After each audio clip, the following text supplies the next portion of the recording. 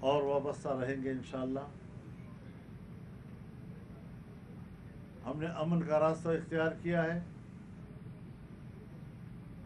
اور امن کے اس راستے پر استقامت کے ساتھ آگے بڑھیں گے۔ پاکستان کے خلاف اگر کوئی سازش ہوتی ہے ہم ہر سازش کا مقابلہ کریں گے، اور عالمی قوتیں جس طرح پاکستان پہ اثر انداز ہوتی ہیں، پاکستان کی سیاست پہ اثر انداز ہوتی ہیں، پاکستان کی معیشت پہ اثر انداز ہوتی ہیں، اسے اپنے کنٹرول میں لینے کی کوشش کرتی ہیں، ہم عالمی قوتوں کی ان سازشوں کا مقابلہ کریں گے۔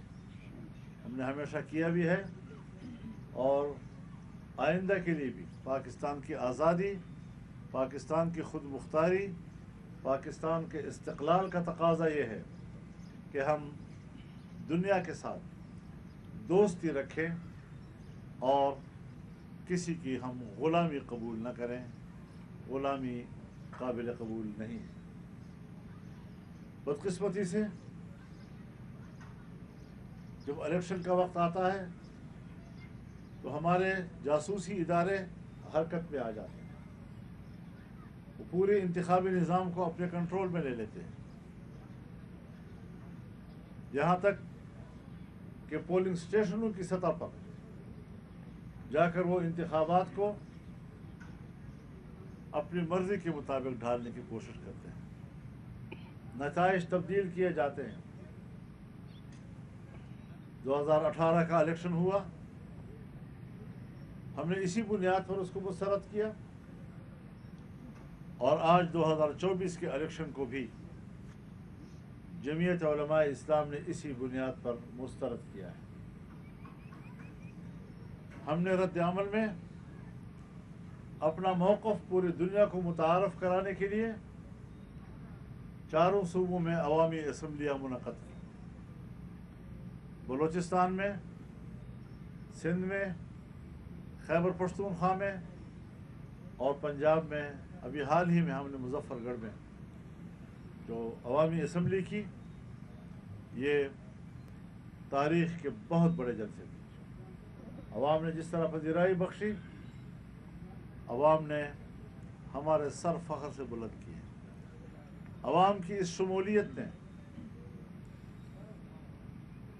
8 فروری 2024 کے انتخابات کی حقیقت کو بے نقاب کر دیا ہے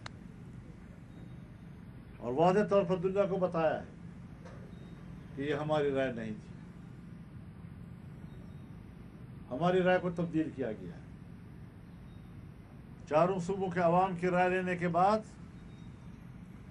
جمعیت علماء اسلام کی مرکزی مجلس شورا اور اس کی عاملہ عید الاضحیٰ کے بعد پھر بیٹھے گی اور آئندہ کا لائحہ عمل دے گی۔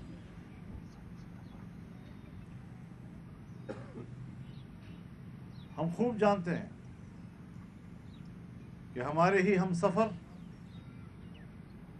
انہوں نے آج اس الیکشن کے نتائج کو تسلیم کر لیا اور اقتدار میں جا کر بیٹھ گئے، لیکن ہم نے اپنا اصول نہیں بدلا، اور ہم آج سے اعلان کرتے ہیں کہ اگر آئندہ بھی پاکستان کی اسمبلیوں کو اپنی مرضی کے مطابق ڈھالنے کی کوشش کی گئی، نتائج تبدیل کیے گئے، تو پھر یہ جنگ جاری رہے گی۔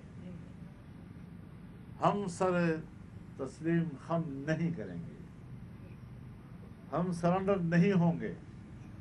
جو قوتیں ایسا کرتی ہیں ان کو عوام کے سامنے سرنڈر ہونا پڑے گا، پھر یہ جنگ ہے، پھر یہ جنگ جاری رہے گی، اور جو بھی نتائج ہوں ہم ان نتائج کو قبول بھگتنے کے لیے تیار ہیں انشاءاللہ العزیز۔ اللہ ہمیں استقامت نصیب فرمائے۔